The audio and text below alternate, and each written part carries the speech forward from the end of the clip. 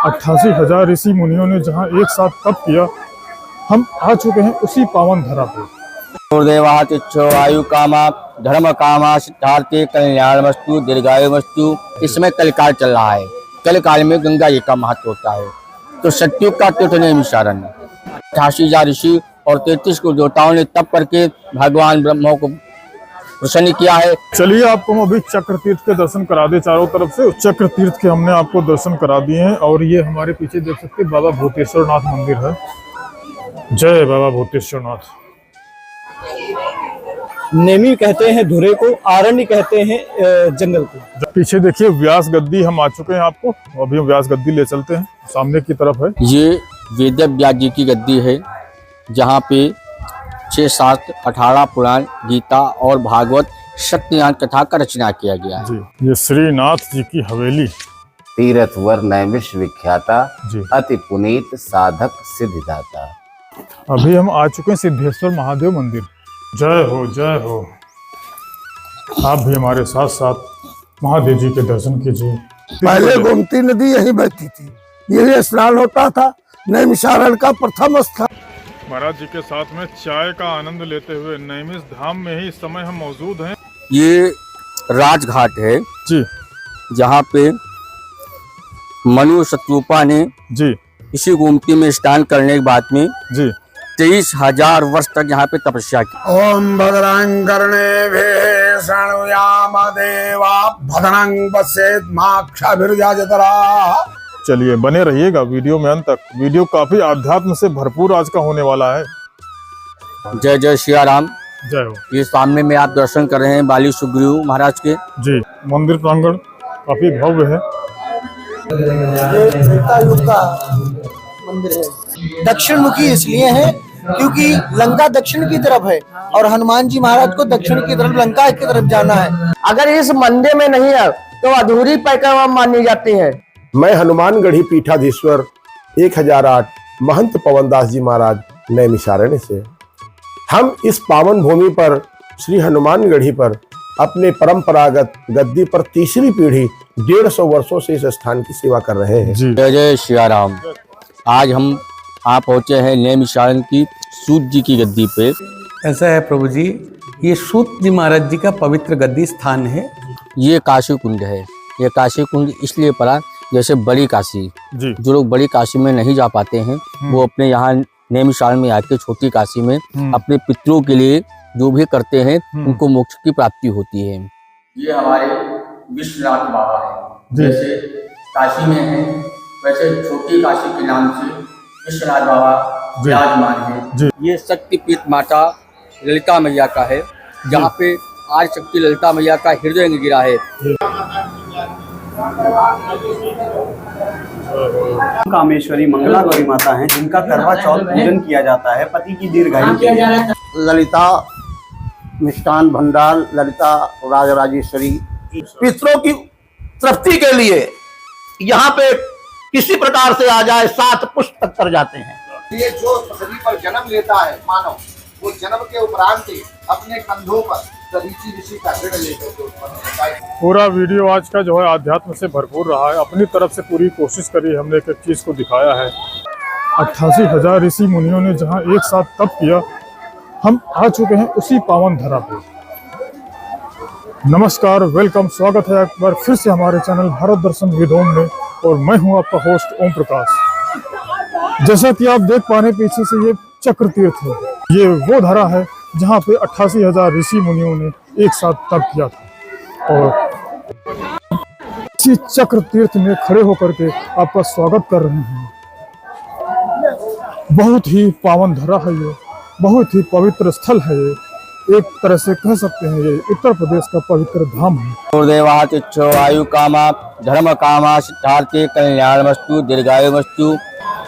जैसा कि हमने आपको बताया कि ये पावन धरा 88,000 ऋषि मुनियों की तपोस्थली है और ये वही स्थान है जहां भगवान विष्णु का चक्र रुका था। और एक बार फिर से हम उसी जगह पे आकर यहीं पे रुक गए हैं, क्योंकि जगह इतनी पावन है। उत्तर प्रदेश का सबसे बड़ा पावन धाम कह सकते हैं। द्वापरो कलो गंगा। इसमें कलकाल चल रहा है। कलकाल में गंगा जी का महत्व होता है। तो सत्युग का तीर्थ नैमिषारण्य 88,000 ऋषि और 33 को देवताओं ने तप करके भगवान ब्रह्मा को प्रसन्न किया है। नैमिषारण्य नव आरण्य बोला जाता है जी। जब इस भूमि से चक्र को गुजरा तो उसकी जो नेम जो उसकी गति थी वो धीमी पड़ गई जी। और ये अष्टकोई नाम का हवन कुंड था। जी। पहले चक्र नहीं था, ये अष्टकोई नाम का हवन कुंड था, जहाँ पे आज शक्ति ललिता अम्बा आज कालों से विराजमान थी।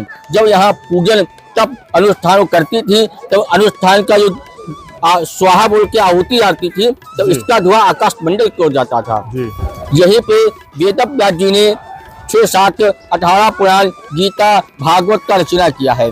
व्यास जी ने बोला है, गणेश जी ने यहाँ पे लेख किया है, मनुरानी सत्रूपा जिनसे न शस्त्र भय रूपा।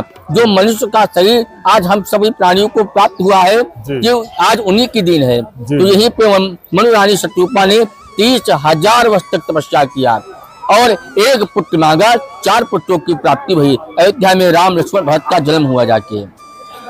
मथुरा लीला भूमि है, अयोध्या जन्म भूमि है और नैमिषारण्य जो हमारा है वो तपोभूमि। जब रावण और राम की लड़ाई हुई तब रावण का वध किया तो राम भगवान को दोष लगा तो इसी नैमिषारण्य पे आके 84 कोष का परिक्रमा किया है, तीर्थों का स्नान किया है।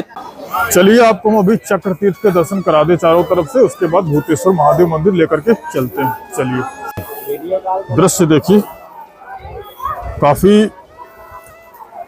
ये चक्र तीर्थ फरवरी माह में हम आपको लेकर के आए हैं। हम आपको लोग स्नान आदि कर रहे हैं। इसकी महिमा ही निराली है, तो आप बने रहिए बस हमारे साथ। हम आपको इस नैमिष तीर्थ पावन धरा पे लेकर के आए हैं।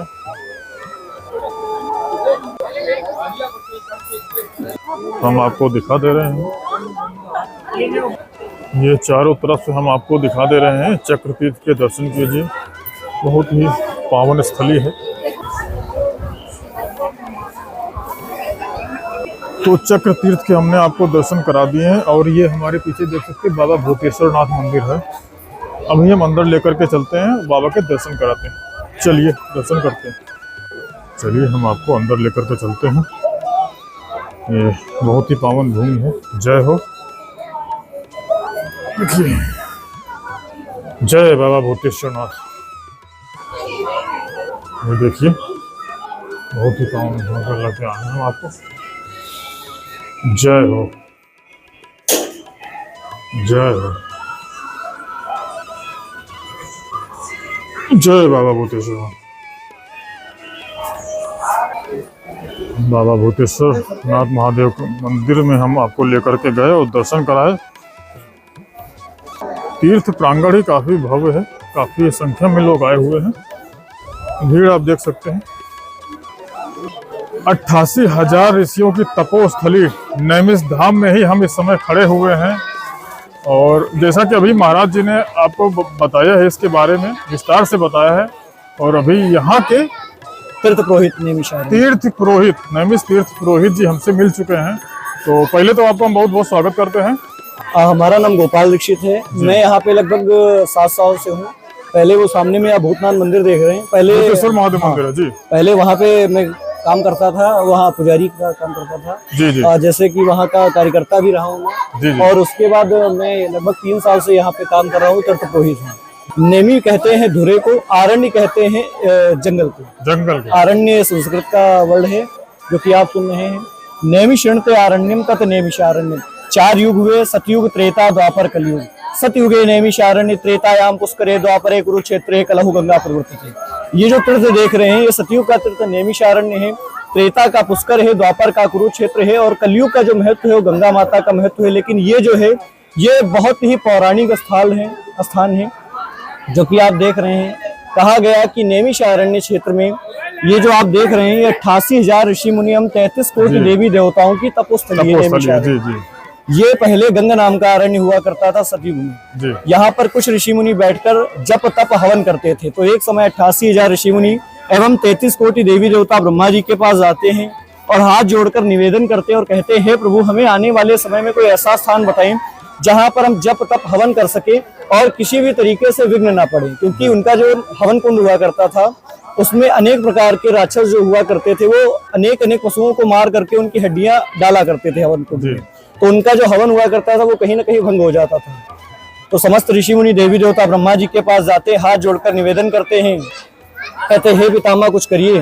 तो ब्रह्मा जी कहते हैं मैंने तो पूरी सृष्टि को रचा है, मैं आपको एक जगह निर्धारित नहीं कर सकता हूँ, ये मैं आपको एक चक्र का आदेश देता हूँ, छोड़ता हूँ, आप उसके पीछे पीछे जाइए। तो वो अपने मन के द्वारा एक चक्र को छोड़ते हैं जिसका नाम रखते हैं एतत् मनोमयम चक्रम मया सृष्टि विसर्जते। हाँ, एतत् मनोमयम चक्रम मया सृष्टि विसर्जते, जो कि सातों आरण्य में भ्रमण करते हुए, जैसे जम्बुकारण्य, बद्रिकारण्य, माधवारण्य, उत्पलारण्य, सिंधुकारण्य, दंडिकारण्य, सातों आरण्य में भ्रमण करते हुए इस गंग नाम के आरण्य से गुजरा, आकाश लोक को गुजरा। तो इसमें कुछ ऋषि मुनि बैठे हवन कर रहे थे, तो उसका जो धुआं होता है वो आकाश लोक को जाता था। तब उस चक्र से इस नेमी का जो है टकराव होता है, तो वो नीचे आके गिरती है। जब नीचे आके गिरती है तो जैसे लोहे को चुंबक खींचता है, उस प्रकार तीव्र गति से नीचे गया। कहा जाता है निमिष मात्र, निमिष मात्र कहते हैं पलक झपकने को। पलक झपकने में 6.5 पाताल का भेदन हो जाता है। भेदन बोलते गड्ढा करने को, भेदन हो जाता है। अतल, वितल, सुतल, तल, तलातल, सातल, पाताल, महापाताल। महापाताल से तीव्र गति से जल निकलने लगता है। फिर समस्त ऋषि मुनि देवी देवता अचंभित हो जाते हैं और कहते हैं हे पितामह, हमने आपसे कहा था कि कोई हमें एक ऐसा स्थान बताए जहां पर हम जप तप कर सकें, ये कहीं न कहीं प्रलय की ओर जा रहा है, तो आप इसको रोकिए। तो कहते हैं मैं इसको नहीं रोक सकता हूं क्योंकि ये मेरे द्वारा छोड़ा गया चक्र है। आप ऐसा करिए, आप माँ की आराधना करिए, माँ ललिता के नाम से प्रसिद्ध हैं, माता की आराधना करिए। माँ प्रकट होती हैं अपनी शिखा, शिखा बोलते चोटी को बढ़ा करके इस चक्र को 6.5 पाताल पे रोक देती हैं। तब से इसका नाम पड़ जाता है नेमिषण्ते आरण्यम तत् नेमिषारण्य, इसका नाम पड़ता है। समस्त ऋषि मुनि देवी देवता यहीं पर बैठकर समस्त ऋषि मुनि बैठकर यहीं पर तपस्या करते हैं। और यहाँ पर तुलसीदास जी ने अपने श्री रामचरितमानस के बाल कांड में एक चौपाई लिखी है, तीर्थ वर नेमिष विख्याता अति पुनीत साधक सिद्धाता। ये जो तीर्थ देख रहे हैं ये समस्त तीर्थों का वर है। वर बोलते हैं दो चीज को, पहले बोलते हैं सर्वश्रेष्ठ को, दूसरा बोलते दूल्हे को। दूल्हा भी जो बारात में रहता है वो सर्वश्रेष्ठ रहता है, सर्वश्रेष्ठ है।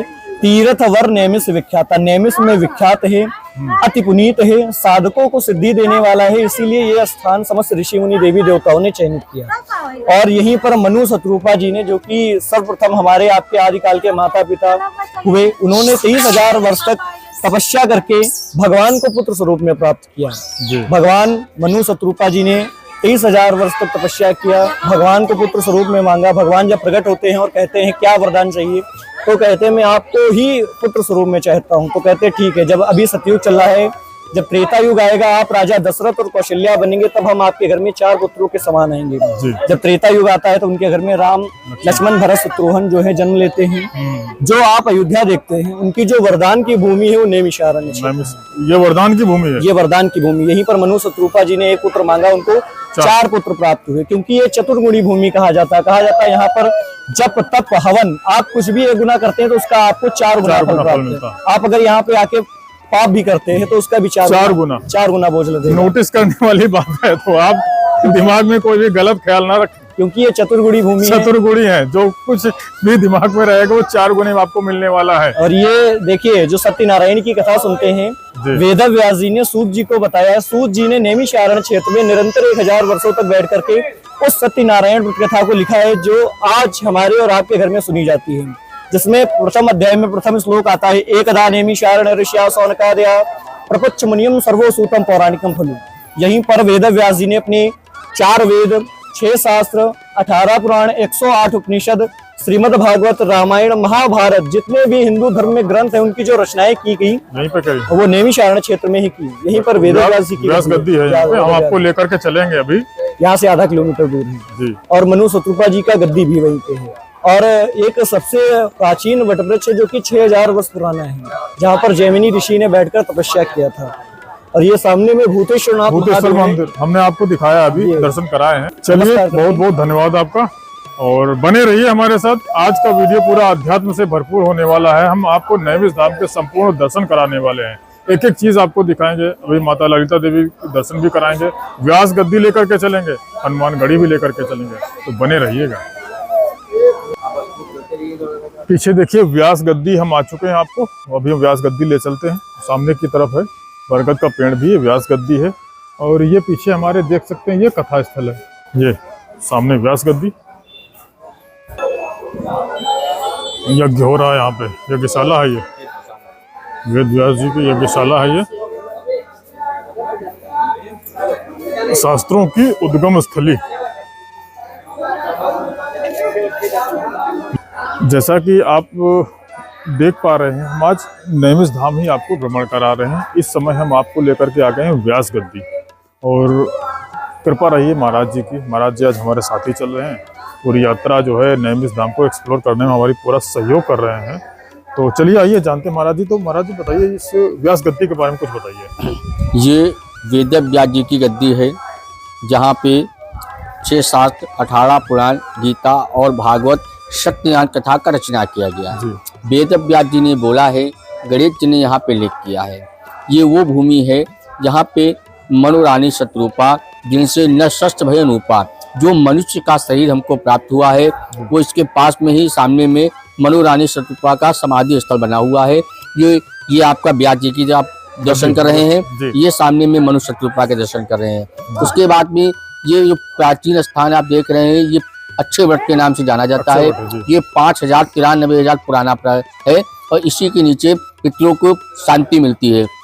यहाँ जो मनुष्य अपने पितरों के लिए पाठ वगैरह कराता है, या अपने पितरों के लिए कुछ दान करना जो दान करता है, तो उसको सिर्फ पुरखों को प्राप्त होता है, जिनसे उनकी वैकुंठ की फल की प्राप्ति होती है। और बच्चों के लिए विष्णु सहस्त्र नाम पाठ कराने से उनकी जो है मानसिकता और बढ़ जाती है, ऊर्जा बढ़ जाती है। तो ये वो स्थान है। हर हर महादेव। जय हो जय। ये अक्षय वट इधर में वृद्धाश्रम के लिए वृद्ध बुजुर्गों पालू थोड़ा धर्म करो। जय हो। ये नर नारायण अपना दस्तान दिखा देते हैं, चारों तरफ से दिखाते हैं। इसकी परिक्रमा करा दे रहे हैं अक्षय वट की।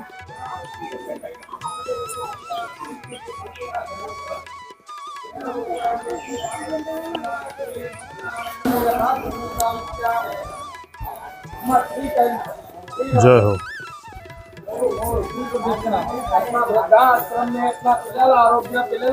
ये महासुदर्शन नरसिंह स्वामी मंदिर है। जय। ये सत्यनारायण स्वामी मंदिर, ये जय हो। ये व्यास गद्दी वटवृक्ष हमने आपको दिखाई दिया है, और ये पितृ कश्यप ऋषि भगवान गणपति गजानन मंदिर है। ये भागवत कथा हाल है, और सामने देख सकते हैं स्वयंभू मनु शत्रुपा जी की तपस्थली है, सृष्टि के प्रथम माता पिता। और ये श्रीनाथ जी की हवेली।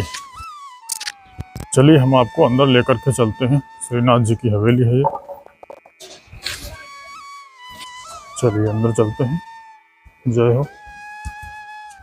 88,000 ऋषियों की तपोस्थली नैमिषारण्य धाम, इसी को आज हम एक्सप्लोर कर रहे हैं, और इसका साथ दे रहे हैं महाराज जी। वो आज हमको लेकर के आए नाथ जी की हवेली पे। तो यहाँ महाराज जी मिल गए। पहले तो हम आपका बहुत बहुत स्वागत करते हैं। नमस्कार। आप हमें दर्शकों को ये बताइए, पहले हमको इस नैमिष धाम के बारे में थोड़ा सा विस्तार से बताएं, और ये जो हवेली है नाथ जी की हवेली, इसका क्या महत्व है? जी, सर्वप्रथम तो नैमिषारण्य के बारे में जैसा आपने पूछा है, नैमिषारण्य जी पुराणों में जिसका उल्लेख बहुत आया है जी। रामचरितमानस में, तीर्थवर नैमिष विख्याता, जी अति पुनीत साधक सिद्धिदाता। जैसे बारात होती है, बारात में सभी बारातियों का महत्व होता है, जी जी। लेकिन उस बारात में सबसे ज्यादा दूल्हे का महत्व होता है। तो दूल्हे का महत्व इसीलिए है कि बारात तभी है कि जब दूल्हा है तभी बारात। उसी प्रकार नैमिषारण्य के बारे में जब गोस्वामी तुलसीदास जी बाबा ने रामचरितमानस लिखा जी, तो पहला कांड उसमें बाल कांड लिखा जी, और बाल कांड में 141 दोहा जो नंबर है जी जी, उसके नीचे चौपाइयां जो लिखी हैं उसमें इसका वर्णन आया है। तीर्थवर नैमिष विख्याता, अति पुनीत साधक सिद्धिदाता, बसहि जहाँ मुनि सिद्ध समाजा, तहाँ ही हरसि चले मनु राजा। पहुँचे जाए धेनु मति तीरा, हरसि नहाए निर्मल नीरा। जी जी। यही वो निर्मल नीर है जो आदि गंगा गोमती के माध्यम से प्रवाहित होकर के हमारे ऊपर, आपके ऊपर रस वर्षा कर रहा है। ये नैमिषारण्य 84 कोस का मंडल है भाई साहब जी। 84 कोसी परिक्रमा भी होती है यहाँ पे? 84 कोसी परिक्रमा इसीलिए होती है, दधीच जी ने अपनी हड्डियों का दान नैमिषारण्य में किया था जी। और ये वो नैमिषारण्य है जो सतयुग का तीर्थ है। सतयुग का तीर्थ है। पुराणों में जैसा वर्णन आया है, स्कंद पुराण आदि में जो लिखा हुआ है, नैमिषे अनिमिषस् क्षेत्रे ऋषयः सौनकादयः सत्रम स्वर्गाय लोकाय सहस्त्र सौमासत्, ये भागवत जी में लिखा हुआ है जी जी। और स्कंद पुराण में इसी प्रकार तीर्थानाम उत्तमम तीर्थम क्षेत्राणाम क्षेत्रम उत्तमम तत्रैव नैमिषारण्ये सौनकाद्यास तपोधनाः जी। ये वो भूमि है जहाँ पर सौनकादिक 88,000 ऋषि लोग विराजमान होकर के निरंतर तपस्या रत हैं। सबसे बड़ी बात है कि 88,000 ऋषियों की तपोस्थली है ये जी, एक साथ तप कर एक साथ, और उन्हीं की ये परिक्रमा हो रही है जिसको 15 दिन में सभी लोग कर पा रहे हैं। जिसके जगह जगह पर पड़ाव हैं, उन पड़ावों पर रुक करके सत्संग आदि को सुन करके भोजन प्रसादी कर करके शयन करते फिर चल देते हैं। मतलब 15 दिन में परिक्रमा 84 कोस की परिक्रमा पूरी करनी है। हाँ, उसमें एक मुख्य केंद्र बिंदु है चक्र तीर्थ। यहीं से शुरू करते हैं। चक्र तीर्थ में ही दर्शन करके, जल का स्पर्श करके, मार्जन स्नान करके तब यात्रा प्रारंभ होती है और फिर यहीं पे आते हैं। और फिर यहीं आते हैं। समापन भी यहीं कहते हैं चक्र तीर्थम भूतनाथम व्यासम सूतम च शौनकम ललिताम देव देवेशम वंदे सप्त विनायकम जी। यदि आप इतने दर्शन सब न कर सके, इन 7 लोगों का ही दर्शन प्रतिदिन जैसे लोग आकर कर सकते हैं, प्रतिदिन परिक्रमा नहीं कर पाएंगे, नहीं करते तो यही दर्शन कर लिया जी। या उनके जो अनुयायी हैं, सेवक हैं, पुजारी हैं, मठाधीश हैं, संत हैं, महंत हैं, उनकी सेवा करना। बहुत सारे आसपास के लोग तो जानते हैं नैमिष, कुछ लोग ऐसे भी हैं जो थोड़ी सी दूरी पे हैं जो नैमिष धाम को जानते नहीं हैं। हमारा ये जो वीडियो अगर वो देख पा रहे हैं तो वो यहाँ आए तो क्यों आए, एक लाइन में थोड़ा सा बताइए जो वो समझ सके। जैसे हमारे आपके पितर लोग होते हैं जी, पितर लोग जहाँ होते हैं, पैतृक संपत्ति किसी का पट्टा कहीं की वसीयत किसी के नाम से जब निकलती है जी, तो उस प्रॉपर्टी को लेने के लिए बच्चा पहुंच जाता है जी। उसी प्रकार हमारे आपके बाद में सभी परिवार के लोग इधर उधर रह रहे हैं जी। जो पूर्वज हमारे आपके थे वो नैमिषारण्य में रहते थे, उन्हीं की हम आप संतान है जहाँ भी आप रहते हैं, लेकिन आप हमारे भाई हैं जी। आप कहीं भी रहते हैं, किसी भी कार्य को कर रहे हैं, वहाँ आपका और हमारा संबंध यही है। जैसे बच्चा जब गर्भ के अंदर होता है तो माँ के गर्भ में पालित होता है जी। लेकिन वही बच्चा जब पैदा हो जाता है, डिलीवरी जिसको कहते हो गई जी। तो बच्चा और माँ के बीच में एक संबंध होता है नार का जी। नार एक जो लपटा होता है उससे संबंध होता है बच्चे का जी। और जब बच्चा पैदा हो जाता है तो माँ से अलग करने के लिए बच्चे का नार काटा जाता है जी। वो नार काट दिया गया, लड़का अलग हो गया, लड़की अलग हो गई, माता अलग हो गई और शिशु का पालन होने लगा। फिर वही शिशु कहीं जाकर रहने लगे, लेकिन माता तो एक ही वो रहेगी। वैसे ही हमारे आपकी सृष्टि इधर उधर रह रही है जी। और हमारा आपका गोत्र किसी न किसी ऋषि के ऊपर है। बहुत बड़ी बात महाराज जी ने बताई है, समझिएगा, एक लाइन में ही पूरी बात समझा दी है। आप कहीं भी रहें, इस जगह आएंगे, समझिए अपने पूर्वजों से मिल रहे हैं, ऋषि मुनियों से मिल रहे हैं। इतना महत्व है इस पावन धरा पे आने का। तो अगर आप हमारा ये प्रोग्राम देख पा रहे हैं, एपिसोड हमारा देख पा रहे हैं, तो कोशिश करें एक बार इस पावन धरा नैमिषारण्य धाम पे आने की जरूर कोशिश करें, आपको बहुत ही पुण्य मिलेगा। चलिए महाराज जी, बहुत बहुत धन्यवाद आपका। बहुत बहुत धन्यवाद आप सभी दर्शकों को। नैमिषारण्य की धरती से धर्मेंद्र शास्त्री द्वारा आहूत किया जाता है कि आप सब आइए और इस भूमि में क्षणिक आइए, भले थोड़ी देर के लिए आइए, ज्यादा समय नहीं दे सकते, थोड़ा सा ही अगर इस धरती पे आ जाएंगे काफी पुण्य मिलेगा, क्योंकि बहुत चीजें ऐसी हैं जो आपको आने से स्वयं प्राप्त होंगी। ऐसे तो हम अपनी तरफ से कोशिश कर ही रहे हैं कि हम अच्छे से जो है नैमिष धाम को पूरा दिखा दे रहे हैं जी। और इसको देख करके आपके मन में एक लालसा जरूर जगेगी कि आप यहाँ एक बार दर्शन जरूर करें। हम भी आपको आपके माध्यम से सभी को धन्यवाद ज्ञापित करना चाहते हैं और आपको आशीर्वाद देते हैं कि आपका ये जो प्रोग्राम चल रहा है ये देश विदेश में लोग इसको देख करके और नैमिषारण्य तक पहुंच सकें। पितरों के लिए आपको उंगली उठाकर बताना ही पुण्यदायी है। आपको बहुत बहुत आशीर्वाद। धन्यवाद धन्यवाद धन्यवाद सर। अभी हम आ चुके हैं सिद्धेश्वर महादेव मंदिर। चलिए आपको लेकर के चलते हैं। नैमिष धाम में ही हम हैं। यहाँ का सिद्धेश्वर महादेव मंदिर काफी फेमस है। ये प्रवेश द्वार, घंटे लगे हैं। जय हो। ये मंदिर प्रांगण है। ये सामने यज्ञशाला है। ये सामने जो देख रहे हैं ये यज्ञशाला है। ये देखिए यज्ञशाला दिख रही होगी आपको। ये सिद्धेश्वर महादेव जय हो। हम आपको दर्शन करा दे रहे हैं।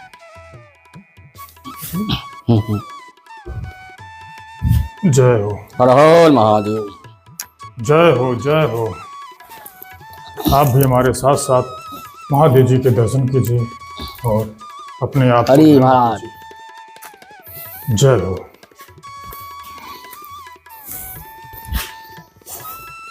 जय हो। ये रामचंद्र जी, सीता जी, आप दर्शन कीजिए। जय हो। आप भी हमारे साथ साथ दर्शन का लाभ उठाएं। ये प्राचीन त्रेता युग का स्थान है जी। यहाँ पे भगवान राजा रामचंद्र जी ने 10 अश्वमेध यज्ञ किया। जी। जब रावण का वध किया, भगवान को ब्रह्म दोष लगा। जी। ब्रह्म दोष निवारण हेतु राज्याभिषेक के बाद महर्षि वशिष्ठ की आज्ञा से नैमिषारण्य में आके 10 अश्वमेध यज्ञ किया। सिद्धेश्वर महादेव की स्थापना की। हनुमान जी महाराज ने यज्ञ की रक्षा की है।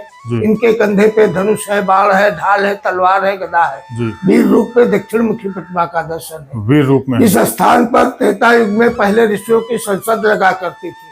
पद्म पुराण में एक लेख है, ततस्तु गोमती तीरे नैमिषे जनसंसदी याज बाज में देना राघवा परवीना।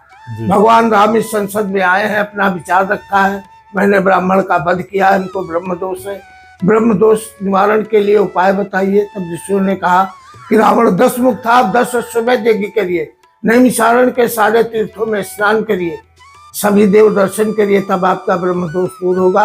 तब भगवान राम ने यहाँ पर 84 कोष परिक्रमा करके सारे तीर्थों का स्नान किया, सभी दर्शन किया। यहाँ से 30 किलोमीटर दूर पर हत्याहर नाम का तीर्थ है। पहले ये सूर्य कुंड के नाम से विख्यात था। भगवान राम जब उसमें स्नान किए तो भगवान के गदेली में ब्रह्म दोष का बाल जमा हुआ था, वो उसमें गिर गया। तभी से उस तीर्थ का नाम हत्याहरण रखा गया। ये गोमती नदी यही बहती थी, यही स्नान होता था। नैमिषारण्य का प्रथम स्थान गोमती नदी का ये था। और घाट ही नहीं यहाँ थे। एक ब्रह्मावर्त घाट था व्यास गद्दी के पास जी, और एक ये मतलब सबसे पुराना घाट यही कह सकते हैं। आप देख सकते हैं गोमती नदी कितनी अनदेखी हो रही है इस समय, यहाँ पे पानी नहीं है। सरकार से अपील हम यही करना चाहते हैं, ये घाट खोला जाए, बांध काट के रास्ता दी जाए, या तो ब्रिज बनाया जाए, या तो ब्रिज बनाया जाए उधर जाने के लिए, या तो दीवार काट के बाढ़ आती नहीं। महाराज जी के साथ में चाय का आनंद लेते हुए गोमती घाट के किनारे आ चुके हैं, जिसको कि राजघाट बोलते हैं। चाय काफी स्वादिष्ट बनाई है। चलिए बात करते हैं जी से। पहले तो हम आपका बहुत बहुत स्वागत कर रहे हैं। आप ये बताइए, यहाँ पे आप ये चाय की दुकान कब से लगा रही हैं? ये लॉकडाउन से लगा रहे हैं। लॉकडाउन से? उससे पहले कहाँ थे? हरियाणा में काम करते थे। हरियाणा में काम करते थे जी। रहने वाले यहीं के हैं? मूल निवासी यहीं सीतापुर नैमिष के ही? नैमिष के। लगभग कितने श्रद्धालु लोग आ जाते होंगे यहाँ पे रोज का? हाँ, वही आ जाते होंगे 1000 आदमी। 1000 लोग आ जाते होंगे। तो बिक्री ठीक ठाक हो जाती है? हाँ, हो जाती है। किस महीने में लगभग ज्यादा आते होंगे? ये इसी महीने में ज्यादा होती है। इसी महीने में ज्यादा होती है? फरवरी मार्च में। मतलब हम बहुत सही समय पे आए हैं जी। इस समय जो है बिक्री ठीक ठाक हो जाती है जी। अच्छा ये बताइए, किसी प्रकार की कोई दिक्कत तो नहीं है यहाँ पे लगाने में? कोई दिक्कत नहीं है, किसी को कोई दिक्कत नहीं, सबको सही चल रहा है? सब कुछ चल रहा है। चलिए बहुत बहुत धन्यवाद। चाय काफी स्वादिष्ट बनती, बिल्कुल घाट के किनारे है।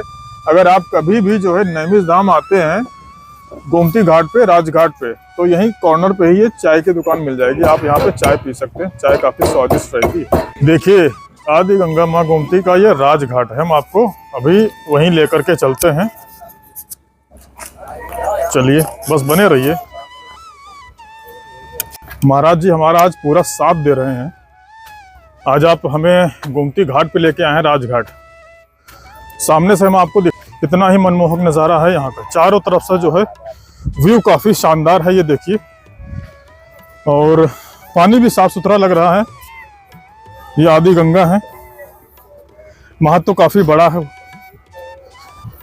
ये राजघाट है जी, जहाँ पे मनु शत्रुपा ने जी इसी गोमती में स्नान करने के बाद में जी 23,000 वर्ष तक यहाँ पे तपस्या किया है। 23,000 वर्ष तक? हाँ।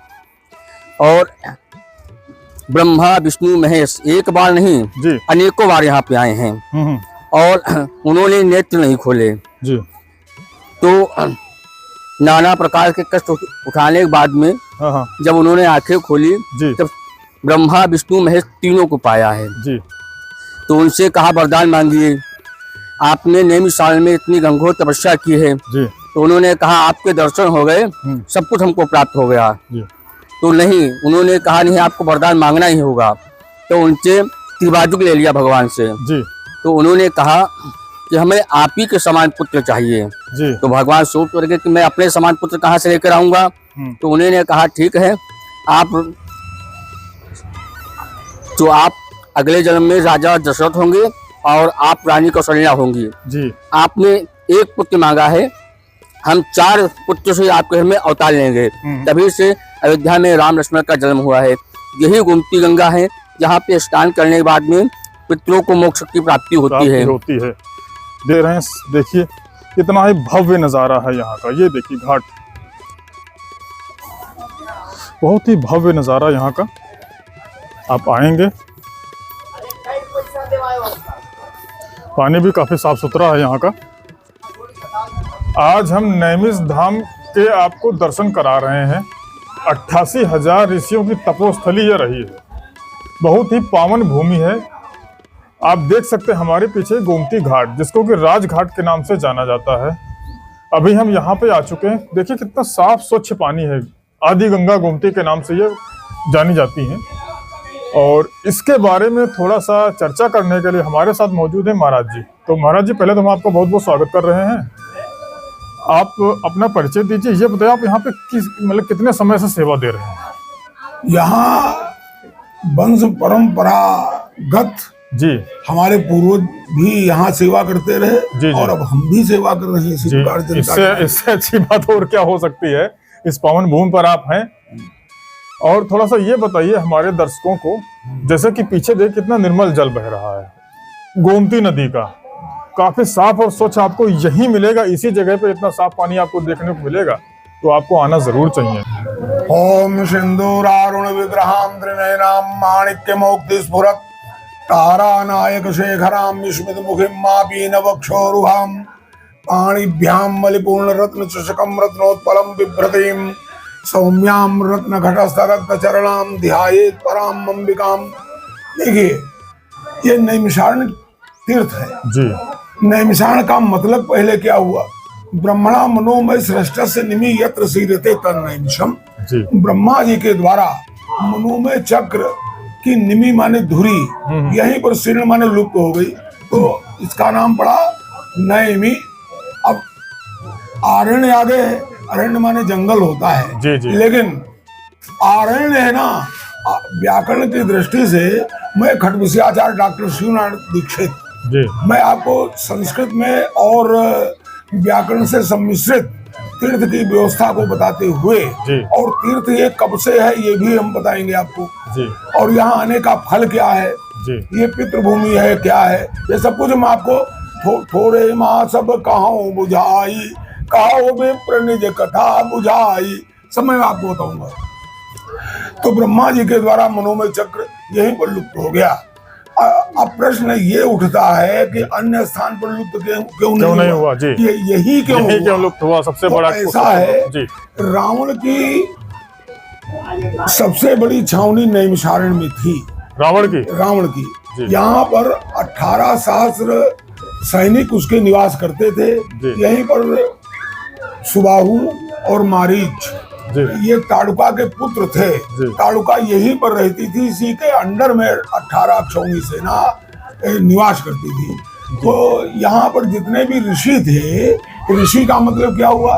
ऋषंत सर्वम जानन्ति ऋषया, ऋषि गताऊ धातु है व्याकरण दृष्टि से। ऋषि का मतलब ये है भूत भविष्य वर्तमान तीनों काल की बात जो जान ले उसको ऋषि बोलते हैं। लेकिन ऋषि और मुनि में अंतर है। मुनि का मतलब क्या हुआ? मौनात मुनि बहुत, नारण्य वसनान मुनि, मौन रहने वाला मुनि होता है, अरण्य में रहने वाला मुनि नहीं होता है। तो अब आगे आ गया आरण्य, आरण्य और सुमनसा, ये दो उदाहरण व्याकरण में सिद्ध होते हैं। तो आरण्य का मतलब क्या हुआ? नारण्य आरण्य, जहाँ पर रण माने कोलाहल ना हो, जहाँ पशु पक्षी भी रहना पसंद न कराए, उसको आरण्य बोलते हैं। ये तपोवन था। यहाँ पर 88,000 ऋषि, 33 करोड़ देवता और 35 करोड़ तीर्थ नित्य निवास करते हैं। तो परिणाम ये हुआ, जितने भी ऋषि लोग तपस्या करते थे तो रावण के द्वारा प्रेषित वो 18 अक्षौणी सेना जो राक्षस समुदाय था वो उनको खा जाते थे। तो हड्डियों का बड़ा एक अंबार लग गया। तो विश्वामित्र भगवान राम को दशरथ से मांग करके नैमिषारण्य में केवल 10 दिन के लिए आए। तो उन्होंने ये कहा विश्वामित्र जी ने कि भाई हम आपको इसीलिए लाए कि ऋषियों की रक्षा किसी प्रकार हो, यज्ञ हो और ये दानों का विनाश हो। तो भगवान ने कहा आप लोग यज्ञ करो, होम करन लागे मुनि झारी, अब आप रहे हो मख की रखवारी। तो भगवान राम जो है और लक्ष्मण दोनों मिलकर के यज्ञ की रक्षा किया और 18 अक्षौणी सेना जो रावण की थी सब राक्षसों का वध कर दिया। सुबाहु का वध इसी नैमिषारण्य में हुआ। मारीच को बिना फल के बाण मारा तो लंका के वार्डर पर समुद्र के तट के ऊपर गिरा जाकर के। रामायण में एक प्रसंग आता है, बिनु सारा फारा मोहि मारा, यानी बिना फल के बाण मारीच के मारा था। तो मारीच यहाँ गिरा। तो अरण्य कांड में वर्णन है। तो रावण को समझा रहा है कि आप उनसे बैर न करो, तो साक्षात परब्रह्म परमेश्वर हैं। तो उस समय में रावण ने उसको धमकी दिया, उतरु न दे तो बधब अभागे और कसन मरहु रघुपति सर लागे। मेरे आदेश का ठीक पालन हो। राजा जब विनम्र होता है तो उसका मतलब ये नहीं है वो विनम्र है, वो तुमको आदेश दे रहा है। इसलिए हमारे आदेश को मान करके तत्काल जाओ, सोने का अमृत बन जाओ। तो रावण तो मारीच ने ये सोचा मन के अंदर कि उभय भांत देखे जब मरना और तब ताके सिर रघुनायक सरना। दोनों प्रकार से मृत्यु निश्चित समझ करके मारीच ने सोचा भगवान के हाथ से ही मरे। तो वो स्वर्ण का अमृत बन गया और भगवान को मोहित किया। तो वो परब्रह्म परमेश्वर को मोहित कोई कर ही नहीं सकता। लेकिन ये सब माया का खेल है, वो माया पुरुषोत्तम है। इसलिए माया दिन में होती है और रात में लीला होती है। तो 12 बजे दिन में भगवान राम का जन्म हुआ तो माया पुरुषोत्तम नाम पड़ा, और लीला रात को होती है तो भगवान कृष्ण का जन्म हुआ, तो लीला पुरुषोत्तम उनका नाम पड़ गया। लीला बहुत अच्छी बात। तो कहने के अब आप मिले गरुड़ मार्ग मोही और कौन बात समझामो तो ही, जब बहु बात करिय सतसंगा और तब हो सब संशय भंगा। अब आप एक धार्मिक संस्था में प्रवेश कर रहे हैं, आपके मन वाणी शरीर से कोई पाप न होने पावे, ये तीर्थ की व्यवस्था है। तो इसके उपरांत में जब राक्षसों का यहाँ वध हो गया तो अब ऋषियों ने कहा कि अब हम तपस्या करेंगे। तो अब ये तो बड़ा यहाँ हत्याकांड हो गया, बड़ा सब अपवित्रता आ गई। तो सब जितने भी देवता हैं सब मिलकर के ब्रह्मा के पास में गए। ब्रह्मा ने कहा अकेले में कुछ नहीं कर सकता, विष्णु के पास में चलो। विष्णु ने कहा ठीक है, ब्रह्मणा मनोमय सृष्टस्य निमि यत्र सीरते तन्नैमिषम्, मैं एक चक्र छोड़ रहा हूँ, जहाँ ऑल वर्ल्ड में घूमेगा, जहाँ कहीं गिर जाएगा वो पवित्र हो जाएगी। तो इसी नैमिषारण्य में आया और 6.5 पाताल टूट गए। तो फिर जले जल हो गया। तो हाहाकार मच गया कि हम तपस्या कहाँ करेंगे। तो आकाशवाणी हुई, सा नैमिषारण्य निवासिनी च सा तुरिया सदा में ललिता सुमंगलम। तुम ललिता त्रिपुर सुंदरी के पास में जाओ, उसका उपनाम चक्रेश्वरी है। जो प्रार्थना किया तो ललिता प्रसन्न हो गई। देवताओं से ऋषियों से कहा बोलो क्या आदेश है? कहा माता आदेश नहीं, अनुरोध है, प्रार्थना है आपके चरणों में, इस ये चक्र की गति को आप रोक दो।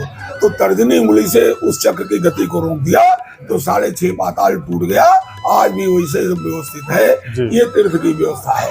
इसके उपरांत में एक बार की बात है, मनु घोड़े के ऊपर बैठ करके शिकार करने के उद्देश्य से चल रहे हैं। तो उन्होंने क्या देखा, कद शरीफ शीशा को देखा, राजा लोग को थी, तो कान के बाल जो है सफेद हो गए।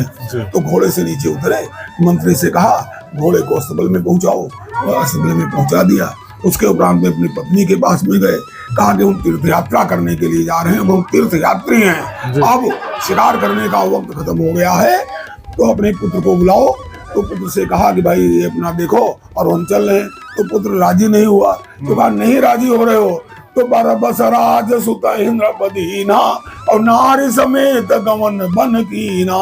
इसी नैमिषारण्य में आए तो तीरथ बर नए मिस विख्याता अवति पुनीत साधक सिद्धिदाता बसई तहा मुनि सिद्ध समाजा और तही हरसि चले मनु राजा। तो पहुंचे जाय धेनुमति तीरा और हरसि नहाने निर्मल नीरा। इसी गोमती तट के ऊपर आए और स्नान किया। तो इनको मिलने के लिए यहाँ पर भृगुर्वशिष्ठश्च वनश्च गौतमौ मेधातिथिर्देवल देवरात्रौ रामास्तथा गादिसुतश्च साकलौ मृकुण्डपुत्राजित पिप्ललादः योगेश्वरौ व्यासपाराशरौ च छायासुकौ जाञ्जलि हन्नु मुख्या एतेप्यमी ऋषिगणा भावो विशिष्या। जितने भी ऋषि मुनि भृगु वशिष्ठ जवन अत्रि पराशर सब आए उनको मिले। तो मनु से कहा महाराज आपका कोई उद्देश्य होगा, बिना उद्देश्य से कोई कहीं जाता नहीं है। तो कहा मेरा कोई उद्देश्य नहीं है, केवल एक ही उद्देश्य है कि हम तपस्या करेंगे। कहा करो, लेकिन इसके पहले तीर्थों में आप स्नान मार्जन करो। तो जहाँ तहाँ तीर्थ रहे सुहाए मुनि न सकल मज्जन करवाए। मुनियों ने मार्जन करवाया। उसके उपरांत में कहा कि तुम तपस्या करो। तो तपस्या करने के पूर्व काल में कैसे तपस्या करते थे, करही आहार साक फल कंदा और सुमिरहि ब्रह्म सक्षिदानंदा विधि हरिहर तप देखी अपारा और मनु समीप आए बहुबारा। 1-2 बार नहीं कई बार ब्रह्म किए। तो जब उन्होंने अपने नेत्रों को नहीं खोला तो भगवान ने सोचा इतनी देर हो गई उनको खड़े हुए और ये नेत्र नहीं खोल रहे हैं। तो उन्होंने सूक्ष्माकार उनकी जो वृत्ति लगी कनेक्शन काटा तो सामने भगवान का दर्शन हुआ। तो सशंख चक्रम सकिरीट कुंडलम और सपीत वस्त्रम सरसीरुहे क्षणम सहार वक्षस्थल कौस्तुभ श्रियम नमामि विष्णु शिरसा चतुर्भुजम। 4 भुजाएं बन की माला वक्षस्थल में शोभा को प्राप्त कर रही है। संघ चक्र गदा पद्म इत्यादि धारण किए हुए हैं। मनु देखते ही रह गए टकरी लगा करके। जब 2 घंटे हो गए तो प्रभु ने कहा अरे मनु हमसे कुछ वरदान मांग लो। मनु ने कहा मैं चक्रवर्ती सम्राट रहा हूँ, हमारी डिक्शनरी में मांगने नाम की कोई चीजें नहीं है। तो कहा कि मैं किसी को दर्शन नहीं देता हूँ। भगवान ने कहा अगर मैं आ गया हूँ तो बिना कुछ दिए जाऊंगा नहीं, इसलिए सकुचि बिहाई अरे महागुण मोही और मोरे नहीं अधेय कछु तोहि। संकोच का परित्याग करके आप हमसे कुछ मांगो। तो मनु ने कहा देना ही है तो चाहो तुम ही समान सुत और प्रभु सन कौन दुराव। तुम्हारे ऐसा पुत्र हमको उत्पन्न हो जाए। तो भगवान ने कहा आप सरिस खोजी हूँ कहाँ जाई और नृपतव तनय हो बहम आई। अब अपने से दूसरे ने जन्म ही नहीं लिया है। तुमने एक वरदान मांगा है, हम 4 रूपों में आएंगे। जब तुम दशरथ हो गए और ये कौशल्या होंगी उस समय में मेरा रामावतार होगा अयोध्या में। अब तुम मम अनुशासन मानी और बसहु जाए सुरपुर राजधानी। अब तुम मेरा अनुशासन मान करके तुम इंद्रत्व को प्राप्त हो जाओ और स्वर्ग में बहुत समय तक तुम राज्य करो। उसके उपरांत में छीणने पुण्य मृत्युलोकम विशन्ति। जब पुण्य छीण हो जाएगा मृत्युलोक में जन्म होगा तब तुम दशरथ हो गए और यही शत्रुपा कौशल्या हो जाएंगी। तो कालांतर में यही जन्म हुआ अयोध्या में और 4 रूपों में भगवान ने अवतार लिया। बोलो श्री कृष्णचंद्र भगवान की जय, बोलो नैमिषारण्य तीर्थ की जय, बोलो आज के आनंद की जय। मैं खडविषयाचार्य डॉक्टर शिवनारायण दीक्षित, नैमिषारण्य तीर्थ पुरोहित। नैमिषारण्य के में ये पत्रकार जी महाराज जी आए हुए हैं और इनकी प्रेरणा से इन्होंने कहा तो कुछ थोड़ा बहुत जो कुछ हमको मालूम था टूटे फूटे शब्दों में आपकी सेवा में प्रेषित किया। बोलो आनंद गंध भगवान जय हो जय हो जय। महाराज जी की इच्छा थी, क्योंकि आप महाराज जी डॉक्टर साहब हैं भी हैं और पीएचडी की हैं संस्कृत में, तो थोड़ा सा स्पीच संस्कृत में देना चाहते हैं हमारे दर्शकों को।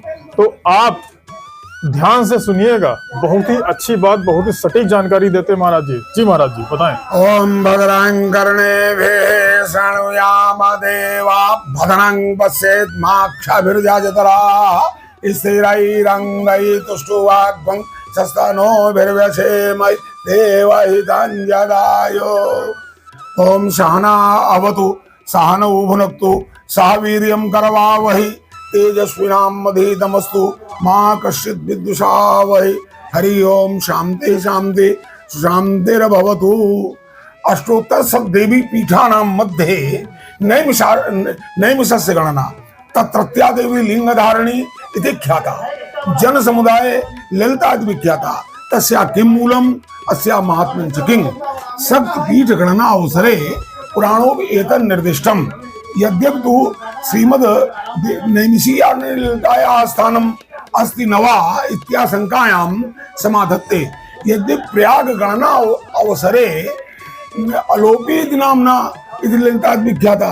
यद्यपि श्रीमद्भागवतं महापुराणे 4th स्कन्धे एव वर्णितं यत् दक्ष प्रजापति यज्ञे पार्वत्याः शरीरं परित्यजत तथा अर्धज्वलितं शरीरं भगवान शंकरः स्कंधो परिनिधाय ब्रह्मांडो परिगता तथा भगवान विष्णु सुदर्शन चक्रेण अष्टोत्तर शतभागं कृतवान्। अतः नैमिषे नेत्रभागम् अत्रैव पतत् अतः ललिता नाम्ना इति विख्याता। यद्यपि तु ब्रह्मांड पुराणे एव पूर्णितं यत् प्रयागे ललिता प्रोक्ता कामुकी गंधमादने क्षेत्रे वै नैमिषारण्य प्रोक्ता सा लिंगधारिणी। लिंगधारिणी व्यापक शक्ति रूपेण विद्यमाना ललिता त्रिपुर सुंदरी। यद्यपि लिंग शब्द से भाव अर्था लिंगम चिन्हम लिंगम सूक्ष्मम लिंगम व्याप्तम।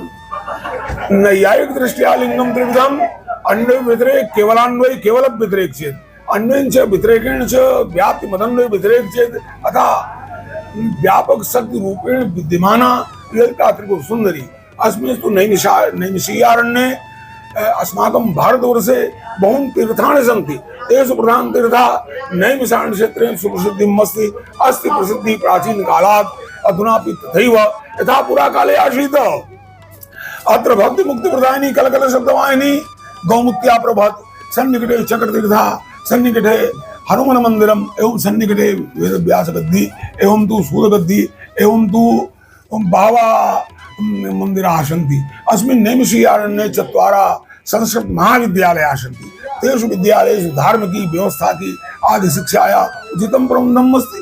एवं तु नैमिषीयारण्ये गौमुत्याः तटे अनेकाः सन्यासिनः स्वास आश्रम निर्माणं कृतं निवसन्ति। अस्य तीर्थस्य महिमा वक्तुं मम जिह्वा समर्थामस्ति। कृष्णार्पणमस्तु। जय हो महाराज जी, बहुत बहुत धन्यवाद। तो चलिए, महाराज जी ने बहुत अच्छी बात बताई है नैमिष धाम के बारे में। अब हम इस घाट से राजघाट से निकलते हैं, आगे आपको लेकर के चलते हैं हनुमानगढ़ी की तरफ। चलिए बने रहिएगा वीडियो में अंत तक। वीडियो काफी आध्यात्म से भरपूर आज का होने वाला है। देखिए, आज के साथी हमारे महाराज जी हैं, हमको आज यहाँ लेकर के आए हैं, नैमिष पूरा भ्रमण करा रहे हैं और अब लेकर के जाने वाले हैं हनुमानगढ़ी। तो बने रहिएगा, वीडियो काफी आध्यात्म से भरपूर होने वाला, हम बार बार कह रहे हैं, आप बने रहिए अंत तक। ये सामने का दृश्य देखिए, यहीं पे हमने अभी चाय पी थी, कुछ एक दुकानें लगी हुई हैं, आप भी चाय नाश्ता कर सकते हैं। नैमिषारण्य धाम को आज हम एक्सप्लोर कर रहे हैं। व्यास गद्दी आपको दिखा चुके हैं, चक्रतीर्थ हमने पहले ही आपको दिखाया है, गोमती घाट राजघाट में लेकर गए थे। अभी हम आ चुके हैं हनुमानगढ़ी। आपको मंदिर लिए चलते हैं, चलिए अंदर को चल रहे हैं। और जय हो। ये देखिए मंदिर प्रांगण है, वो सामने देखिए गेट आ रहा है, एक तरफ बाली है, एक तरफ सुग्रीव है, हनुमानगढ़ी है।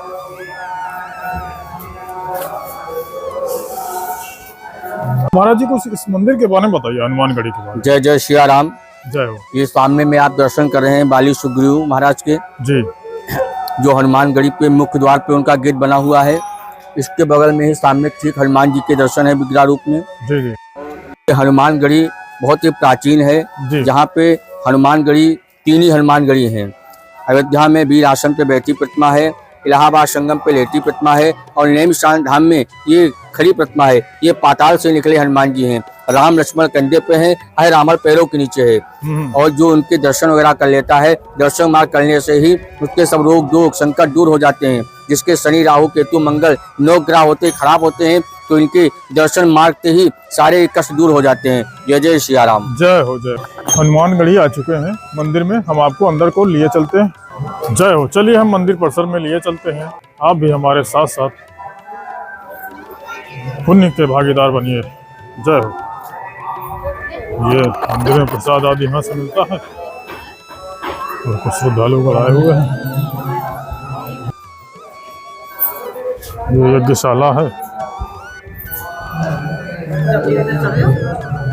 अब चलिए ऊपर चलते हैं मंदिर प्रांगण में, आपको लेकर के चलते हैं। हनुमानगढ़ी मंदिर में हम आपको लेकर के चल रहे हैं, तो आप बने रहिए हमारे साथ। जय हो। हनुमानगढ़ी में आए हैं, और ये रामचंद्र जी सीता जी पूरा परिवार आप देख सकते हैं। बहुत ही सुखद अनुभव है। हम आपको दिखा दे रहे हैं मंदिर प्रांगण काफी भव्य है, और पुजारी जिसे जानते हैं। जब श्री राम लक्ष्मण का अवतार हुआ था, तब श्री राम लक्ष्मण का रामायण का युद्ध चल रहा था लंका में।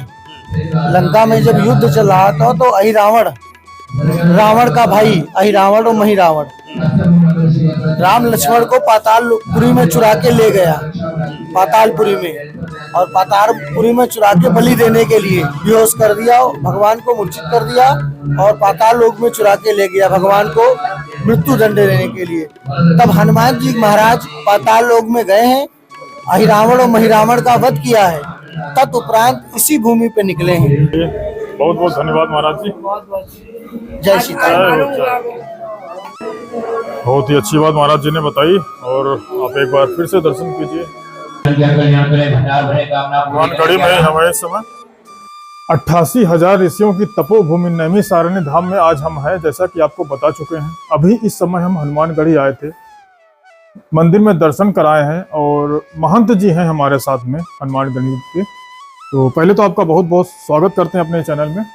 महाराज जी थोड़ा सा आप अपने बारे में बताइए, और आप यहाँ कब से सेवा कर रहे हैं, और इस हनुमानगढ़ी के बारे में, और थोड़ा नैमिष तीर्थ है, नैमिष धाम, जैसे कि 88,000 ऋषियों की तपोभूमि रही है। अतुलित बल धामम हेम शैलाभदेहम दनुजवनुकृशानुम ज्ञानी नामग्रगण्यम शकल गुण निधानम वानराणामधीशम रघुपति प्रिय भक्तम वात जातम नमामि। बोलिए श्री हनुमान जी महाराज की जय। मैं हनुमानगढ़ी पीठाधीश्वर 1008 महंत पवनदास जी महाराज नैमिषारण्य से, हम इस पावन भूमि पर श्री हनुमानगढ़ी पर अपने परंपरागत गद्दी पर तीसरी पीढ़ी 150 वर्षों से इस स्थान की सेवा कर रहे हैं। जी, तीसरी पीढ़ी से। तीसरी पीढ़ी, वर्तमान पीठाधीश्वर मैं हूँ जी। और श्री हनुमान जी महाराज का जो आप दर्शन कर रहे हैं जी, ये अद्भुत दर्शन है जी।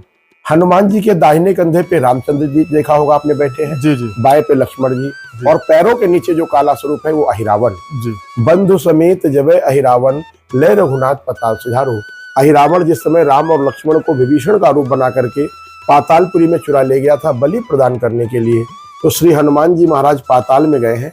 अहिरावण का वध करने के बाद श्री हनुमान जी महाराज ने कुछ क्षण के लिए विश्राम किया जी। और पुनः लंका की ओर गए हैं। जी 3 प्रतिमाएं भारतवर्ष में हनुमानगढ़ी के नाम से विख्यात हैं। जी प्रयागराज में संगम के किनारे लेटे हुए, जी जी अयोध्या जी में बैठे हुए बैठे हुए और नैमिषारण्य में खड़े हुए। हैं। लेकिन सबसे बड़ी विशेषता है कि इनका मुख दक्षिण की ओर है। दक्षिण की ओर, लंका की ओर जा रहे हैं, लंका यहाँ से दक्षिण की दिशा में, दक्षिण की, इसलिए दक्षिण सबसे बड़ा महत्व है, सबसे बड़ा महत्व दक्षिण मुखी सिद्ध पीठ। सिद्ध पीठ है जी। जिस मनुष्य के ऊपर शनि राहु के त्वरिष्ठ हो जाता है तो इनका श्रृंगार पूजन करने से जी। कभी ग्रह नहीं कष्ट देते, ये बाबा की विशेषता है। विशेषता जी। अहिरावण को मार करके हनुमान जी ने विश्राम किया, ये त्रेता की बात है।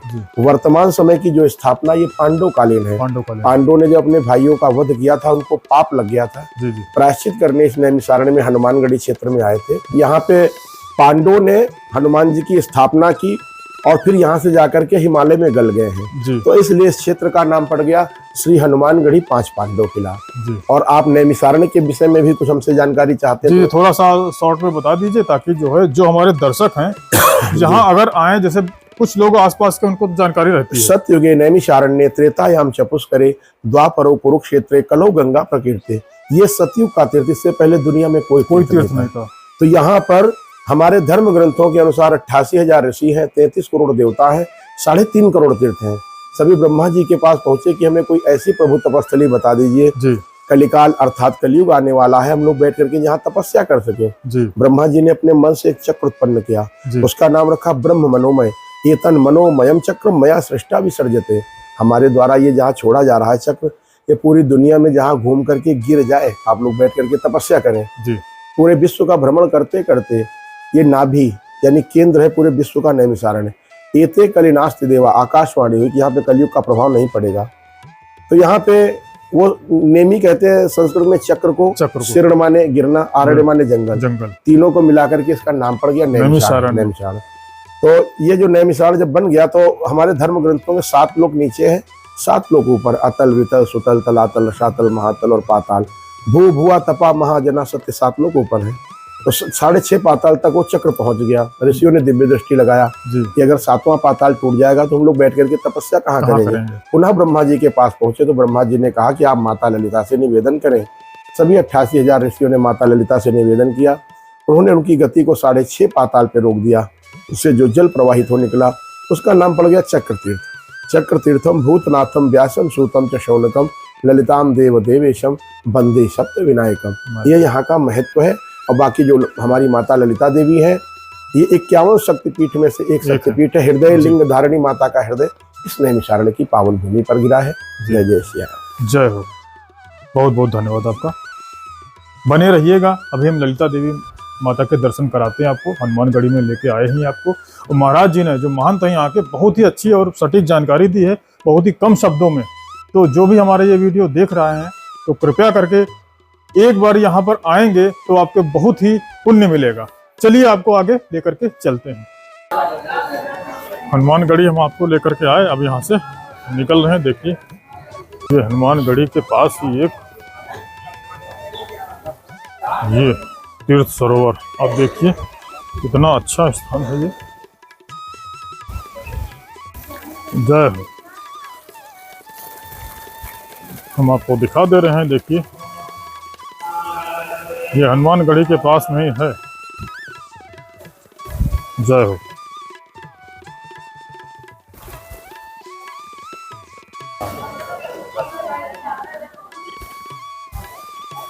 हमारे पीछे देख सकते हैं ये 5 पांडवों का मंदिर है। यही वो आज 5 पांडवों के दर्शन कर रहे हैं। जिस 5 पांडव यहाँ पे 12 साल बैठ कर तपस्या किया है। जो आज सोमवती पड़ती है, सोमवार के दिन जिसे सोमवती महापर्व बोलते हैं, वो आज इन्हीं के कारण पड़ती है। जिन्होंने 12 साल तक यहाँ पे तपस्या किया, 12 साल में जब कोई सोमवती नहीं पड़ी तब उन्होंने श्राप दे दिया कि आप कलिकाल में जरूर सोमवती पड़ोगी, तभी से कुंड का स्थान होने लगा है। 5 पांडवों का मंदिर है, हम आपको अंदर से दर्शन करा दे रहे हैं। चलिए, जय हो। जय हो।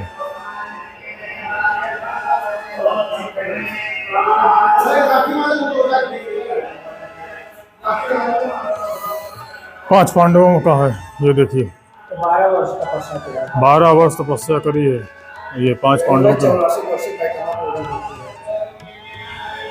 छठौती यात्रा का यहाँ तो आगे पांडव मंदिर है। ये 12 वर्ष तपस्या किया है 5 पांडव ने। यहीं से 84 कोसम परिक्रमा पूर्ण होती है। अगर इस मंदिर में नहीं है तो अधूरी परिक्रमा मानी जाती है। सूत गद्दी नैमिषारण्य में हम आ चुके हैं। जय जय सिया राम। आज हम पहुंचे हैं नैमिषारण्य की सूत जी की गद्दी पे।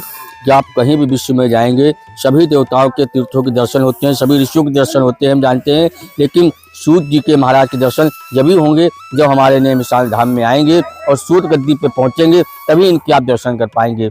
जो आज सत्यनारायण की कथा सुनते हैं, ये सूत जी ने इसी भूमि पर बैठकर शौनका 88,000 ऋषियों को पहला कथा का सुनाया है। जो प्रथम अध्याय आता है एकदा नैमिषारण्य ऋषियों शौनकादया प्रपंचोर पालम खलु। जय जय सिया राम।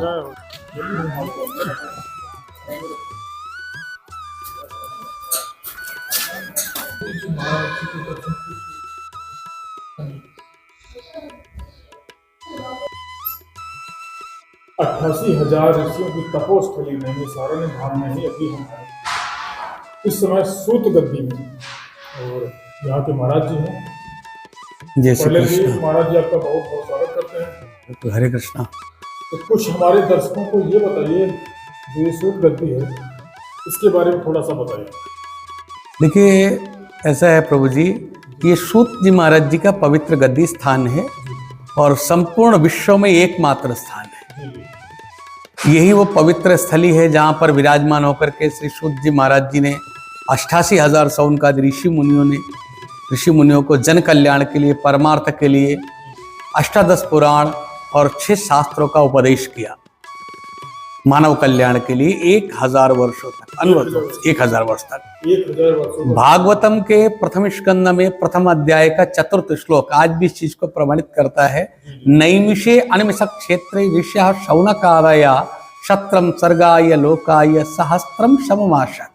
शास्त्र बोलते 1000, तो 1000 वर्ष तक यहाँ ज्ञान सत्र का आयोजन हुआ सूत जी महाराज और 88,000 ऋषियों के मध्य, जिसमें सूत जी महाराज जो हैं वो 88,000 ऋषियों को समस्त पुराण शास्त्रों का उपदेश करते थे और शौनक ऋषि जो थे वो 88,000 ऋषियों के मुखिया थे, वो सूत जी महाराज से प्रश्न करते थे। तो यही वो स्थली है। और सत्यनारायण भगवान जी की व्रत कथा जो अपन लोग सुनते अपने मानव जीवन में, वो सत्यनारायण भगवान जी की व्रत कथा इसी पवित्र स्थली से प्रारंभ होती है। यही पवित्र स्थली है जो अपने पूरे संसार में लोग सत्यनारायण भगवान का व्रत करते हैं। आज भी अपन लोग जब भी कभी सत्यनारायण पूजा करते सबसे पहले सुनने को आता है एकदा नैमिषारण्य ऋषया शौनकादया प्रपृक्षर मुनया सर्वे सूतम पौराणिकम खलु। एक समय नैमिषारण्य तीर्थ में श्री सूत जी महाराज कहते हैं, शौनकादि 88,000 ऋषि मुनियों ने प्रश्न किया कि हे महामुने, वो कौन सा व्रत है अथवा तपस्या है जिसको करने से मनवांछित फल की प्राप्ति होती है? सुनने को आता है ना। तो ये वही स्थान है और यहाँ की महिमा अगम्य और अनंत है, अपने शब्दों से व्याख्या नहीं किया जा सकता है। क्योंकि हम सनातन धर्म के लोग हैं, हम चाहे जितना भी बोलते रहे संसार में पूरा, पर किंचन मात्र भी इनकी महिमा का व्याख्यान अपने जीवन में नहीं कर सकते हम लोग। वो बात लगे कि प्रभु कृपा हो जाए तो इनका गुणगान कर सकते हैं, पर व्याख्यान करने की हम में क्षमता नहीं है। तो ये वो स्थली है, आप लोग दर्शन करो, सामने में दर्शन कराइए। राधा गोविंद और बलराम जी महाराज का विग्रह दर्शन है और 108 की संख्या में विष्णु शालग्राम जी का दर्शन है। आप 108 की संख्या में इधर राइट हैंड साइड में सूत जी महाराज का विग्रह इस बाजू में आपको अलग से दिखाना। तो ये वो स्थान है। भगवान को प्रणाम करो, भक्ति मुक्ति कामना कीजिए और जो भी लोग दर्शन करना चाहे, भगवान की उन पर कृपा हो जाए, वो सब लोग दर्शन करने के लिए आराम से नैमिषारण्य पधारिए।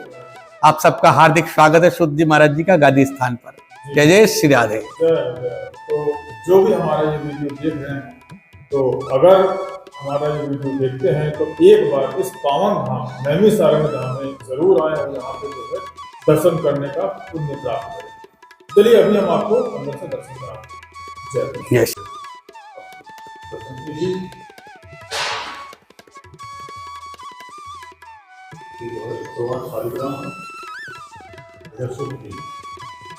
जी महाराज के भी दर्शन हम आपको करा दे रहे हैं।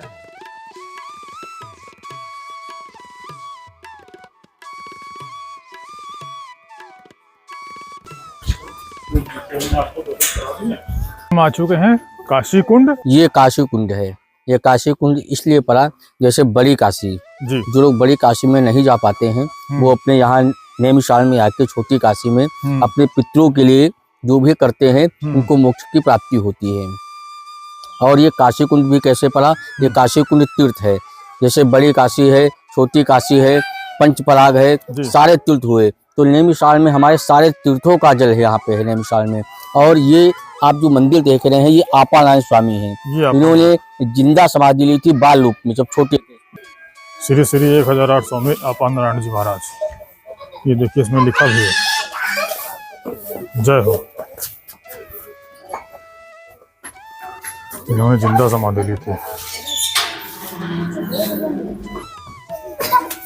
परम पूज्य आपानारायण स्वामी, जय हो। ये आपानारायण जी का जो है समाधि स्थल है, इन्होंने जिंदा समाधि ली थी। विश्वेश्वर महादेव मंदिर है सामने की तरफ, वहीं लेकर के चल रहे हैं। ये हमारे पीछे देख सकते हैं काशी विश्वनाथ विश्वेश्वर महादेव का मंदिर है। हम चलिए आपको लेकर के चल रहे हैं, दर्शन कराते हैं। चलिए, जय हो। चलिए, जय हो बाबा, जय हो, जय हो। आज हम आपको दर्शन करा दे रहे हैं भोलेनाथ जी के, काशी विश्वनाथ विश्वेश्वर महादेव के दर्शन कीजिए। आप देख सकते हैं काशी विश्वनाथ विश्वेश्वर महादेव के मंदिर में हम इस समय मौजूद है और महाराज जी हमको यहाँ लेकर के आए। तो महाराज जी कुछ इस मंदिर की महत्ता के बारे में बताइए। ये हमारे विश्वनाथ बाबा है, जैसे काशी में है वैसे छोटी काशी के नाम से विश्वनाथ बाबा विराजमान है। इनके जो दर्शन मात्र करता है, जो भक्त रुद्राभिषेक कराते हैं, तो उनके घर में धन धान और पुत्र की लक्ष्मी से प्राप्ति होती है, समस्त दुखों से छुटकारा दिलाते हैं, अंत में मोक्ष को प्राप्त कराते हैं। जो इनकी श्रद्धा भाव से पूर्ति करता है और जो इनके दर्शन करता है वो उसको वैकुंठ की फल की प्राप्ति भी होती है। ऐसे बाबा हमारे विश्वनाथ हैं। हर हर महादेव, जय हो, जय हो। तो महादेव जी के हमने आपको दर्शन करा ही दिए। अब चलिए, मंदिर काफ़ी भव्य है और अब हम यहाँ से चलते हैं। चलिए, तो काशी विश्वनाथ के दर्शन हमने करा दिए नैमिष में। अब यहाँ से निकलते हैं। नैमिषारण्य धाम में ही आज हम आपको दर्शन करा रहे हैं, पूरा नैमिष धाम ही एक्सप्लोर कर रहे हैं। इस समय आ चुके हैं ललिता देवी मंदिर में। आप देख सकते हैं पूजन आदि का सामान मिल रहा है और जो सामान बेचने वाले दादा हैं ज्ञानचंद जी, आप पहले तो आपका बहुत बहुत स्वागत कर रहे हैं। आप ये बताइए, इस एक तो ये जगह बहुत ही पावन मानी जाती है। 88,000 ऋषियों की तपोस्थली है नैमिष धाम। 88,000 ऋषियों की तपस्वी है, 33 करोड़ देवी देवताओं का वास भी है। ये बताइए, और इस जगह पे आपको ये दुकान लगाने का सौभाग्य मिल रहा है? बहुत बहुत यहीं जन्म हुआ है, यहीं जन्म हुआ है और इसी जगह पे तो माँ ललिता देवी मंदिर प्रांगण में ही आप बैठते हैं। पूरा जो है पॉजिटिव एनर्जी आती है। जी बिल्कुल आती है। तो अपना कुछ अनुभव साझा करिए। ये ललिता देवी मंदिर है, माता पार्वती का जो है हृदय, जी हृदय दाहिनी है।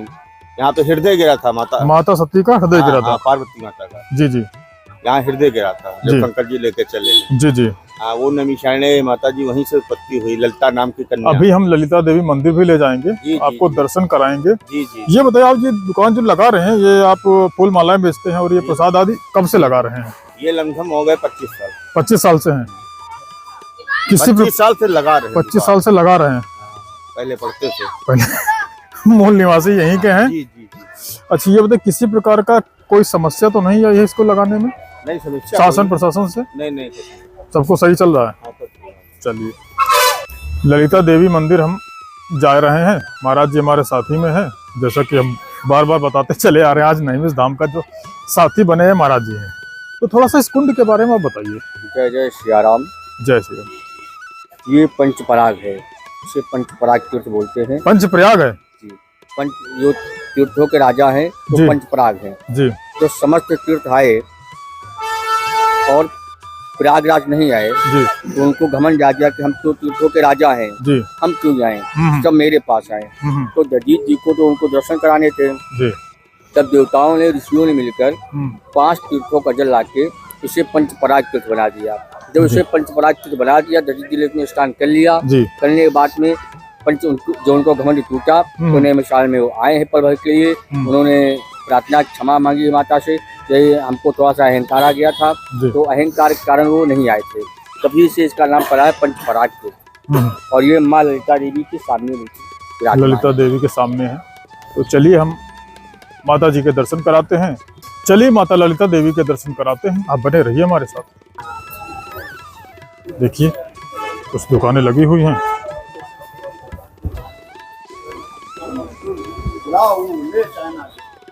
चलिए हम, ये प्रसाद आदि की दुकानें लगी हुई हैं। देखिए माता ललिता देवी मंदिर हम आ चुके हैं, अंदर की तरफ बढ़ते हैं। चलिए माता ललिता देवी मंदिर में हम प्रवेश कर रहे हैं। आप बने रहिए हमारे साथ, हम आपको दर्शन कराते हैं। ये मुख्य द्वार है माता ललिता देवी का। महाराज जी कुछ इसके बारे में बताइए, माता जी के बारे में। ये शक्तिपीठ माता ललिता मैया का है, जहाँ पे आज शक्ति ललिता मैया का हृदय गिरा है। ये अति सुंदर थी, तो सुंदर होने के कारण इनका नाम पड़ा ललिता मैया। तो यही ललिता मैया ने 6.5 पाताल को, जो अभी आपने इनके दर्शन किए चक्र भगवान के, ये उन्हीं को 6.5 पातालों पे रोक रखा है। जो उनकी गर्दन है ये हल्की आज भी तिरछी है। ये आज भी माता की गर्दन ये तिरछी है। तिरछी किस लिए है कि यही माता जी ने 6.5 पाताल को यही से रोक रखा है। जी जी, चलिए हम आपको दर्शन कराते हैं। जय हो माता ललिता देवी के दर्शन हम आपको करा दे रहे हैं। चलिए, जय हो जय हो जय हो जय हो जय हो जय हो जय हो, जय माता की, जय माता की, जय माता की।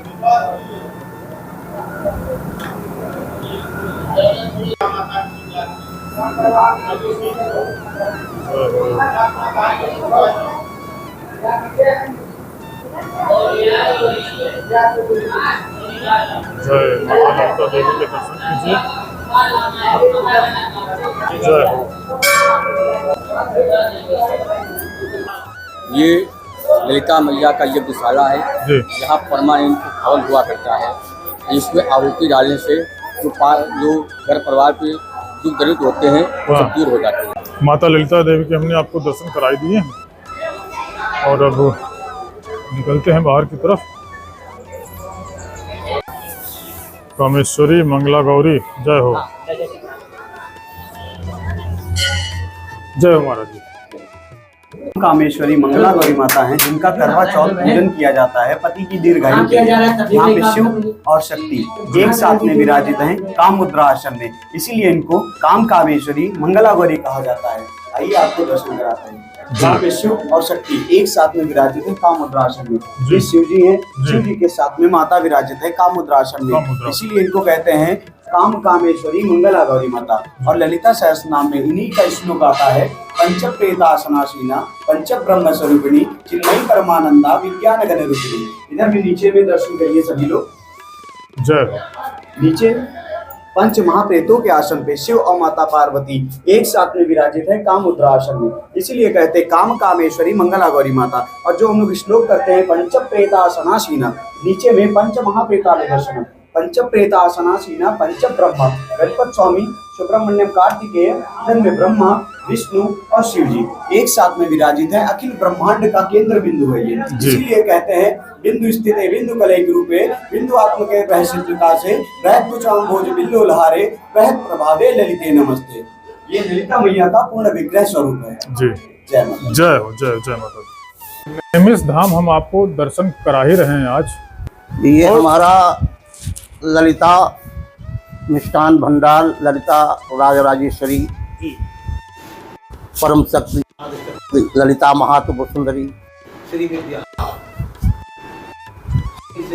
4 धाम 7 पुरी 12 ज्योतिर्लिंग 88,000 ऋषि 30 करोड़ देवता 3.5 करोड़ तीर्थों का फल यहाँ पे प्राप्त होता है।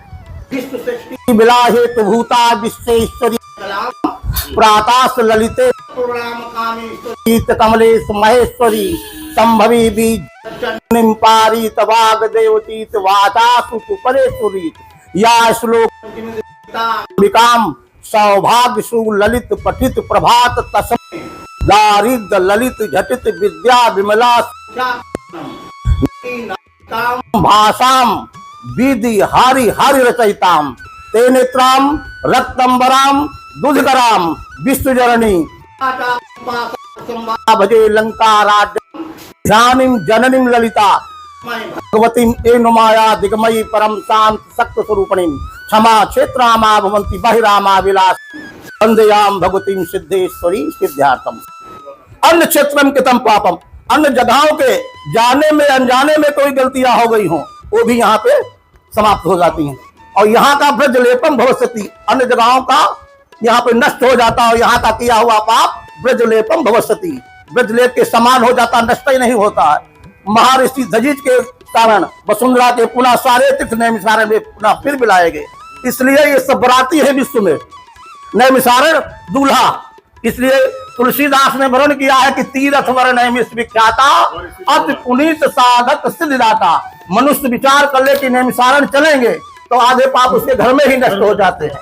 नैमिषा पदे पदे, गंगा की एक योजन, काशी में 2 कोस, पुष्कर तीर्थ में 1 कोस, नैमिषारण्य में 1 तक चलने पर एक अश्वमेध यज्ञ का प्राप्त होता है। ये अष्टम वैकुंठ नैमिषारण्य है। पितरों की तृप्ति के लिए यहाँ पे किसी प्रकार से आ जाए 7 पुष्प तक तर जाते हैं। ये नैमिषारण्य का प्रमुख स्थल है और संपूर्ण ब्रह्मांड की रचना यहीं से है।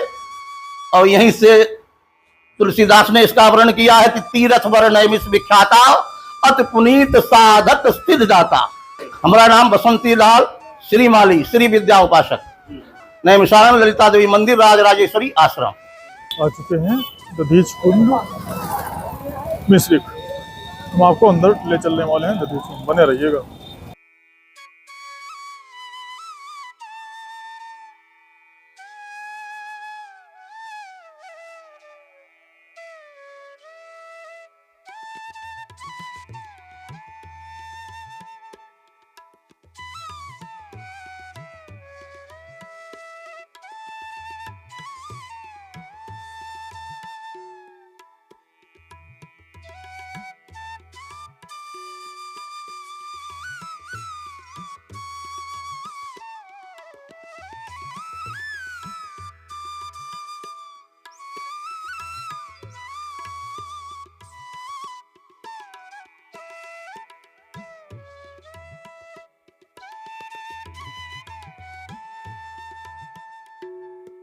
दधीच को इस धरा पर आए हुए 1200 करोड़ वर्ष व्यतीत हो गए। राम को आए हुए 7500 वर्ष, कृष्ण को आए हुए 5600 वर्ष, क्योंकि यह पृथ्वी का 28वां युग है।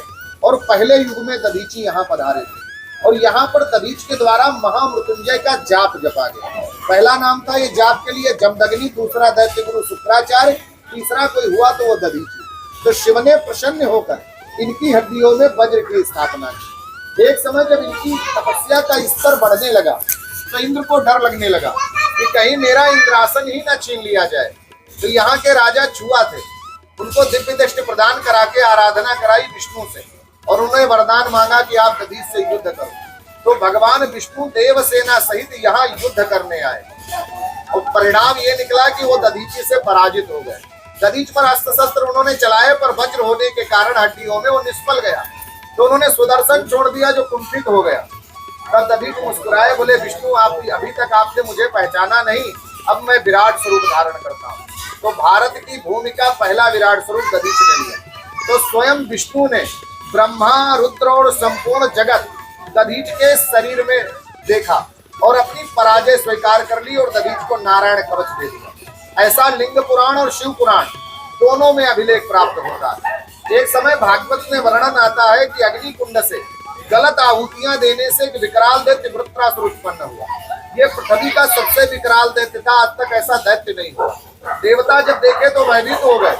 सुखदेव मुनि बताते हैं इसकी आंखें ऐसी थी जैसे गर्मियों में सूर्य आग का गोला होता। दधीची तपस्या कर रहे हैं, इनकी हड्डियों में वज्र है। ये दानव केवल एक मृत्यु का उपाय है, वो है वज्र। जिसके कारण जिस भूमि को आज आप प्राप्त कर पा रहे हैं, ये विश्व की ऐसी भूमि है जहाँ देवता दान मांगने आए।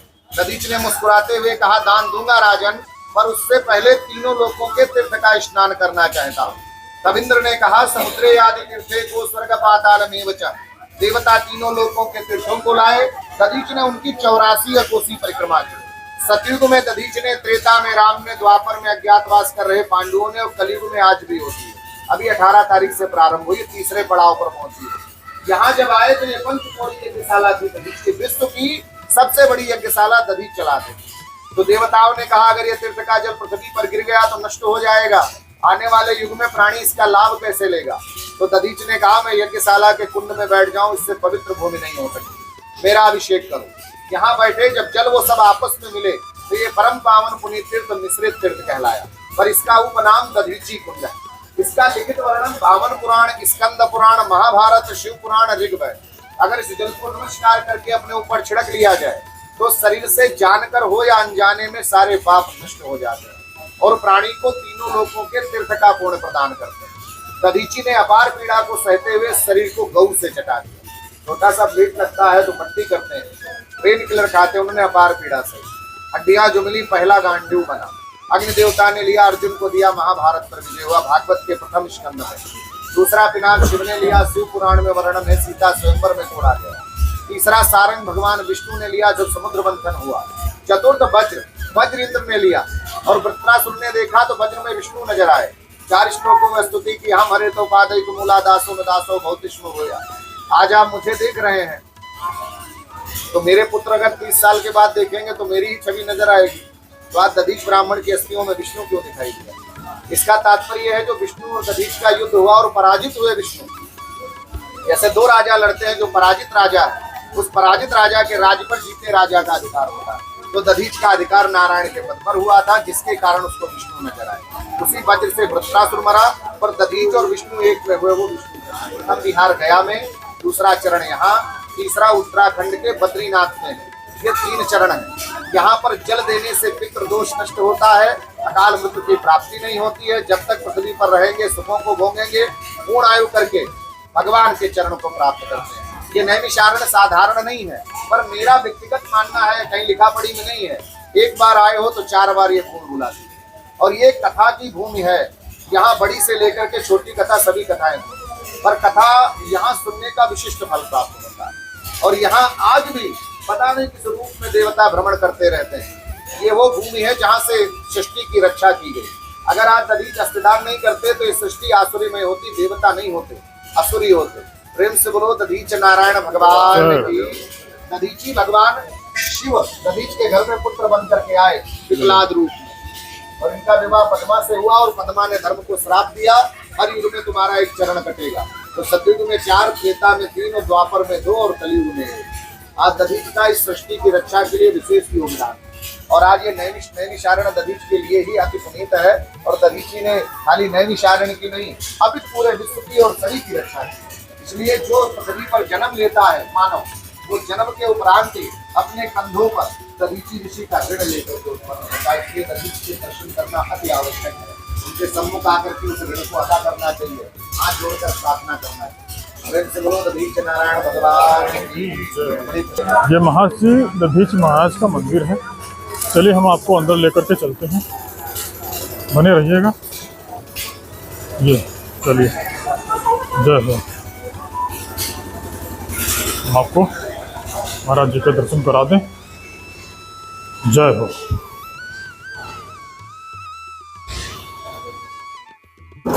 ये प्रवेश द्वार है। जय हो।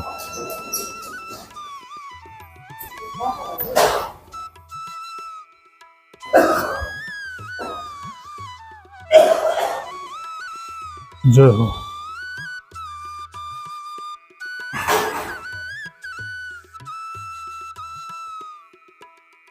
जय हो। ये गांडीव है, माँ दधीच के अस्थियों से बना हुआ, हम आपको दिखा दे रहे हैं। जय हो। ये सारंग, ये महर्षि दधीच के अस्थियों से बना हुआ सारंग। जय हो। दर्शन कीजिए। ये हम आपको अच्छे से दर्शन करा दे रहे हैं। जय हो।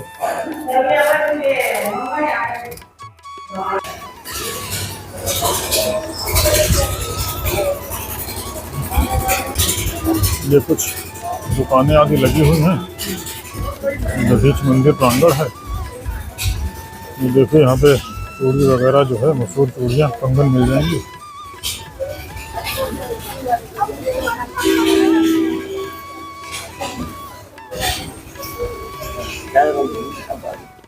चूड़ियाँ कुछ सामान इधर को है, कुछ खिलौने। हाथ में देखिए लस्सी है। लस्सी वाले भैया, क्या शुभ नाम आपका? अजीत जी ने हमको लस्सी पिलाई है मिश्रिक। जैसे दधीच कुंड के द्वार पे आएंगे, प्रवेश द्वार पे ही जैन की शॉप है लस्सी की। लस्सी बना, लस्सी काफी शानदार है। कब से लगा रहे भैया ये?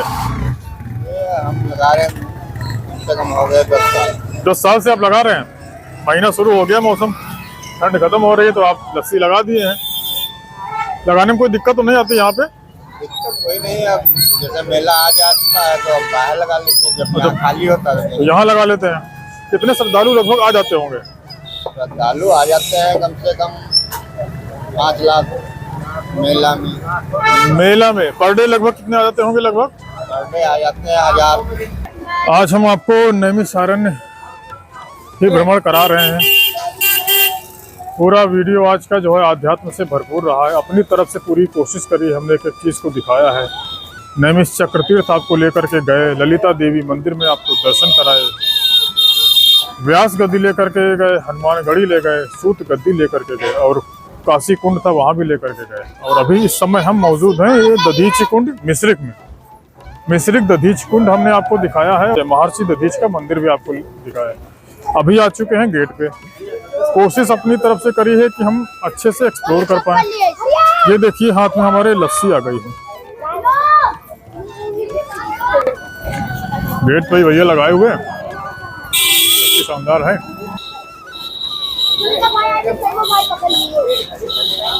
कोशिश करी है अपनी तरफ से कि वीडियो को अच्छे से अच्छा बनाया जाए, हर चीज़ को अच्छे से एक्सप्लोर किया है। उम्मीद करते हैं ये आज का ये अंक आपको ज़रूर पसंद आया होगा। अगर पसंद आया है तो एक लाइक ज़रूर करें। अगर चैनल पर नए हैं तो सब्सक्राइब अवश्य कर लें, ताकि इस तरह से नए इन्फॉर्मेटिव वीडियो आपके पास पहुंच सके। तो चलिए आज का प्रोग्राम हम यहीं पे वाइंड अप करते हैं और निकल पड़ते हैं एक नए गंतव्य की तरफ। चलिए।